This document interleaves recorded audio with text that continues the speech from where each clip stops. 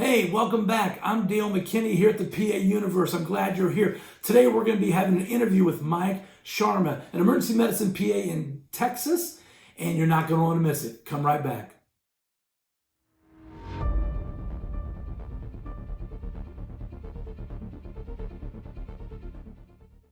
Hey, welcome back to the PA Universe. Glad you came back. Again, I'm here with Mike Sharma. Mike Sharma is an emergency medicine PA, practices in Texas, also is a podcaster, and we want to bring Mike on and kind of talk to him and get some of his insights. Hey, Mike, welcome to the PA Universe.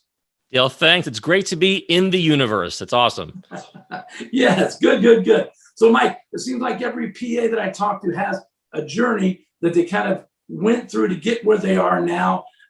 Pick some highlights. Let me know. Kind of tell us how you came to be where you're at right now. Okay. Well, briefly, my dad was in medicine. He was a prosthetist. He made artificial arms and legs. And so from real early age, I grew up seeing him with, if you remember back in the day, we had slideshows and slide projectors with those little actual slides you had to put in the thing. It would jam all the time, right? And so from an early age, I saw him practicing talks that he would give at conferences on our living room wall. And so I grew up kind of around medicine, and I became a PA through the military's PA program, the U.S. military. I had joined the military a few years prior to applying, and I don't even know if I knew what a PA was when I joined the military. But I kind of came to discover the profession in the military. And the whole reason why I joined the military in the first place was not to shoot rifles or to drive tanks, but it was to eventually take care of soldiers. That's what I wanted to do in the military. And I found that maybe being a PA was the right way to do this, the best way. And as most Army PAs will tell you, an Army PA is often doing a lot of things. It's patient care.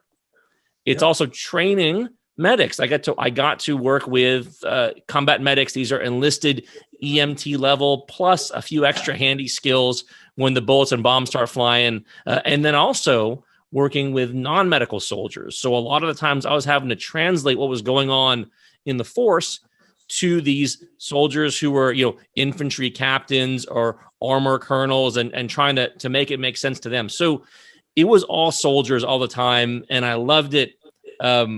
Eventually, though, it was time to move on. And so I was honorably discharged. I've been practicing emergency medicine full-time in Texas since 2014. 2014 is correct. Very cool. Thank you, Mike. Thank you. It kind of helps us figure out your background. And that makes more sense why you're in emergency medicine. I know that you also are a podcaster. You did a podcast called The Two View. Emergency medicine podcast with a nurse practitioner. In fact, this morning, I listened to the third one. I've listened to all three. I listened to the third one this morning, pancreatitis, headaches. It was awesome. I was particularly, well, you know what? Let's not do that. How about this? How did that come about? How on earth did you start that with a nurse practitioner that's not even in the same state as you? Yeah, it's funny, right? Like I even took some heat there from some PAs, or one in particular I'll never forget was like, why are you doing this with a nurse practitioner? As far as I'm concerned, I have learned a lot from nurse practitioners. I work with some amazing nurse practitioners, and I know that there is some friction between our two.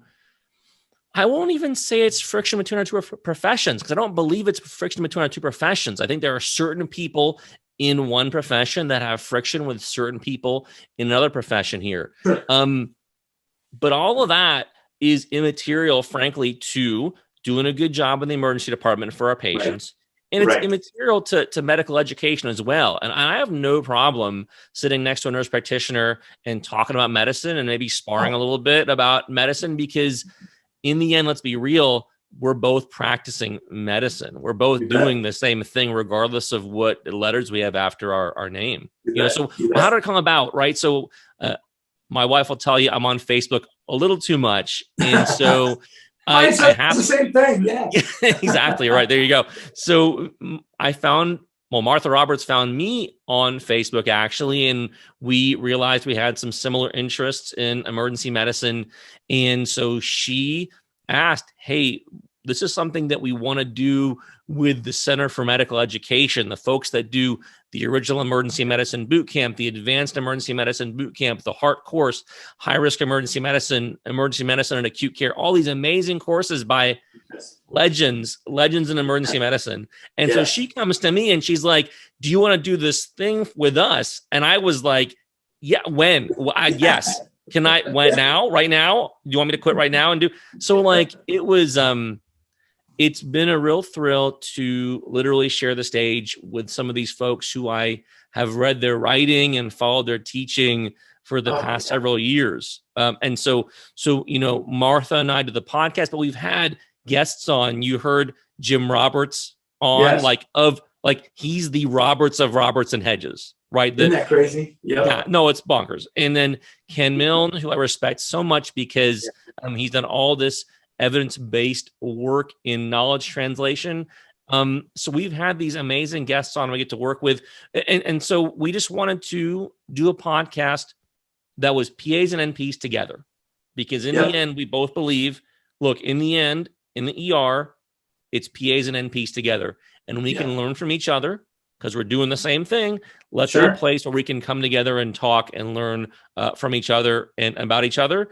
And maybe we see that, like, hey, maybe there are some more similarities than was thought previously. I think that's amazing. And you also touched on it. I think people would be surprised. I think a lot of people would be surprised by your podcast. Number one, it's amazing how much that is similar between the PAs and NPs that are practicing in the ER. Number two, though, that it was interesting to see kind of the dichotomy. So we're talking about pancreatitis, ultrasound versus CAT scan. How you and Martha, you did not agree, but you didn't come to blows. And it was really interesting to hear you guys talk that through, because in the end, I think I kind of changed my opinion. So I thought that was fantastic. Well, that's what we're doing in the ER anyways, right? Or any clinical practice, we're collaborating with each other, whether it's PA physician, physician NP, PA and NP, physician to physician, PA to PA. Like, we have to be able to talk to each other. And, we could have a whole separate show at the PA universe, but how much communication has fallen down in our society, especially in the past year. Because we're just seeing this, right? We can't we don't read this, and so, boy, it's so hard. I had a nurse. I saw a nurse on Facebook the other day that said, I've been in my job for 6 months and I still know what no one's face in my group looks like. I'm like, right, exactly. I get that. Yeah. And it also hurts verbal communication. I had a patient the other day that with some dementia that had fallen, had a intracranial hemorrhage. So that didn't help her dementia. And the mask just threw everything off, man. It was hard, very hard. I've had to have some patients where, like, I go in and the spouse is like, I'm have difficulty hearing. And you know what? I was just like, well, we can't do this any other way. And I took my mask off, because it's like, how else are we going to do this? We have to be able to communicate to some degree. Patient care. Yeah. So, I agree. So what's coming up on the podcast? What do you got coming up? You do it far enough in advance that you know some cool stuff? We just did an episode a few days ago. So sneak preview, we talked about pain management in sickle cell disease. There was a new guideline that the American Society of Hematology came out with.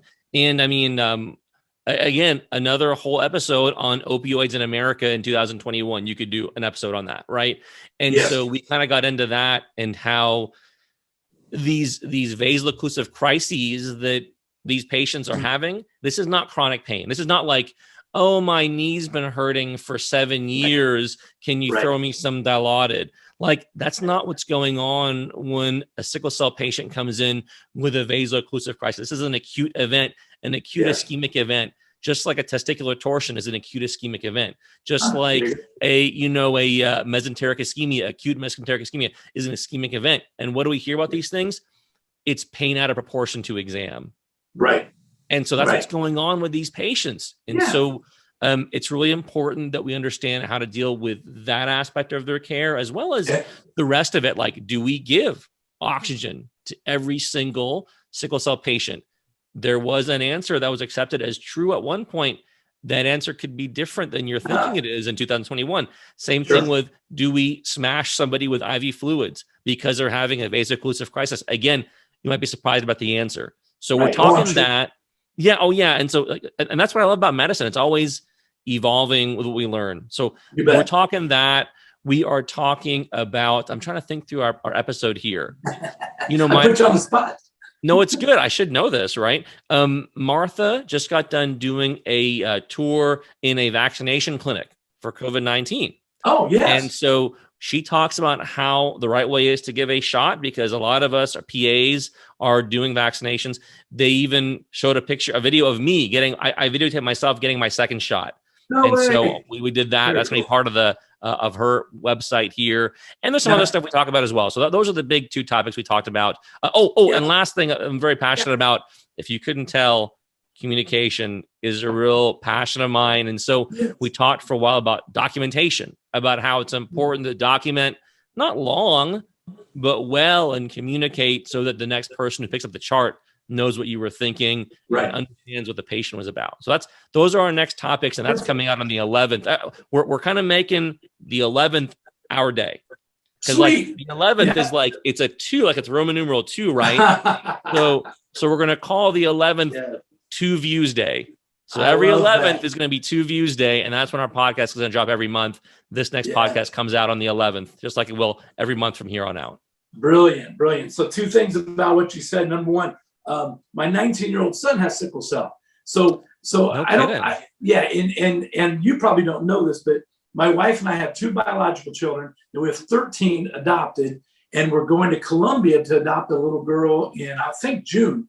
And so one of my sons, I know, crazy time. And so one of my sons has sickle cell, and I don't even know if he's still around, but there used to be a PA named Alan Platt at Emory University that was the expert in sickle cell back in the day, probably 15 years ago. And I'm curious now you've got me thinking about Alan Platt, and I need to find out if he's even still practicing. So anyway, number 2, give me the scoop about the next episode of the 2 View. So when you get the shot, did you cry like a baby? Come on, tell us. Come on, Mike. Well, I can't let what you said go without saying that I think it's beautiful that you have chosen to adopt these children. I'm also passionate about adoption, and I hope that our family can accommodate for that down the road here. So God bless you for that. And something else you said too is beautiful is this. You said this PA is an expert. Yes. And I think you'd have some people raise their eyebrows about that. Oh, a PA can be an expert in a field of medicine. And to that I say, well, hell yeah, we can. Of course we can. What prevents somebody who spends decades in a particular specialty and is well read and is working in this guy's case, Platt's case, at an academic institution where he's probably doing some research, right? Yes.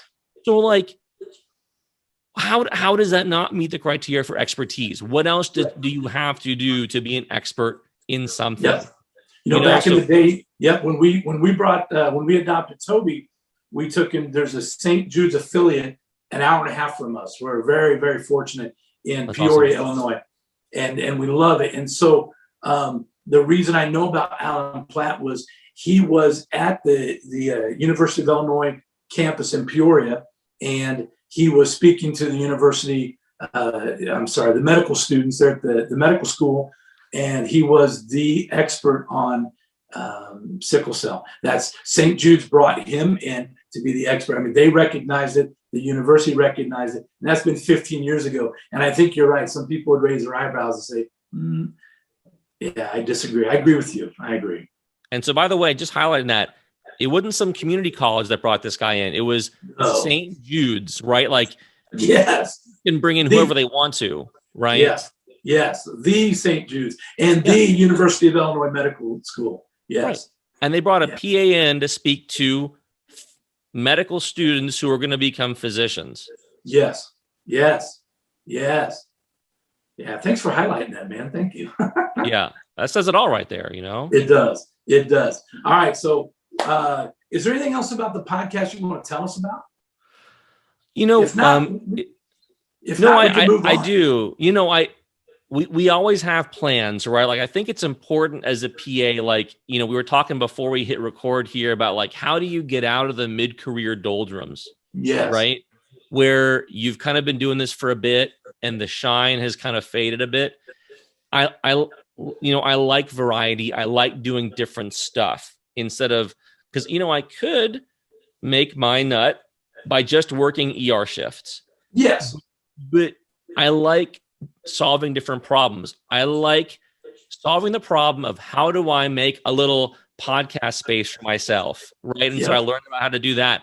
Well, how do I make a high quality podcast? How do I build the information flow to get information for the podcast?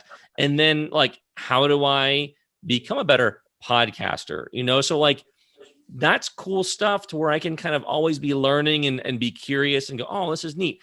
So, so what's next for the podcast? I think it's important to have a plan as far as where you want to go. Like for me, my plan was become a podcaster.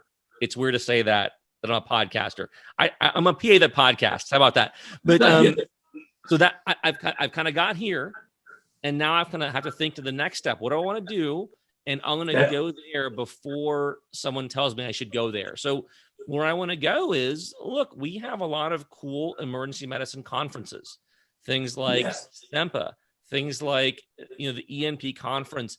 There's AAPA, there's AANP, which is a lot of emergency medicine topics here.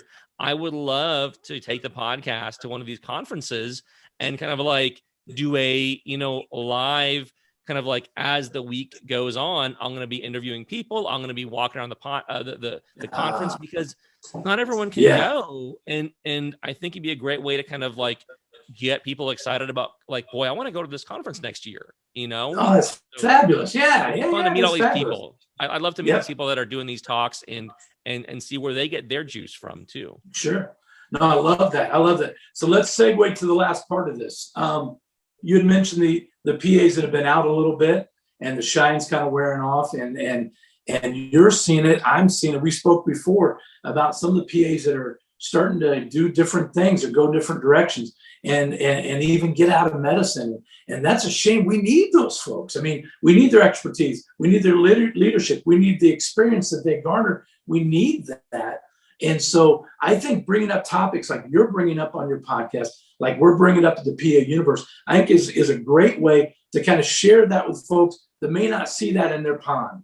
You know, we're showing them other ponds and saying, listen, medicine isn't just the four walls around you.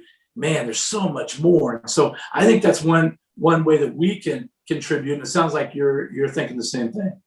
Yeah, you're exactly right. You know, people see medicine, they're like, oh, it's just me coming to work every day and seeing patients. And like, yes, of course. Well, that's patient care. Right. But there's other ways that you as a PA can make an impact. And so, you know, you as a PA who's listening to this right now, like, you know what, if you want to get out of being a PA, like, I'm not going to try to shame you back in. Shame doesn't work to do anything. But I want to tell you, we need you. Our profession, your profession needs you. And maybe it's not for patient care right now, but maybe, you know, like we know our profession needs to grow and evolve over the next decade. We're either going to get better or we're going to get worse. And if you're not going to be in patient care, like, I respect that. If you need to take a break, we need you other places. Like, please stay tied in with our community, help our community get better, get stronger, help us be a better profession.